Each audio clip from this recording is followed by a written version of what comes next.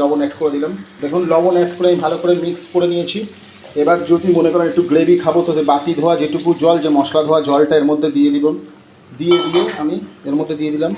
দিয়ে আমি এটাকে ভালো করে একটু মিক্স করে নিয়ে জলটার সঙ্গে ভালো করে ঘেঁটে দিয়ে আমি জাস্ট 3 থেকে 4 মিনিটের জন্য চাপা দিয়ে দেবো। দেখুন আমি 3 থেকে 4 মিনিটের জন্য চাপা দিয়ে দিলাম। দেখুন 5 মিনিট বাদে আমি ঢাকনাটাকে তুলে নিলাম। আমি এর আগে কিন্তু দুবার তুলে নাড়িয়ে দিয়েছি, নাড়িয়ে যদি না দেওয়া যায় কিন্তু তলায় নেবে। এবারে চলুন, আমার ফুল রেডি হয়ে গেছে একদম। এবার দেখুন আমি আমুলের ফ্রেশ ক্রিম আমি এখানে আন্দাজ মতো 2 চামচ ব্যবহার করছি।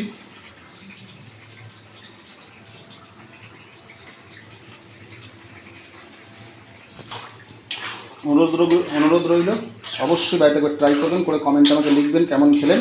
চলুন এবার সার্ভ করে নিই, সার্ভ করে আপনাদেরকে দেখাবো।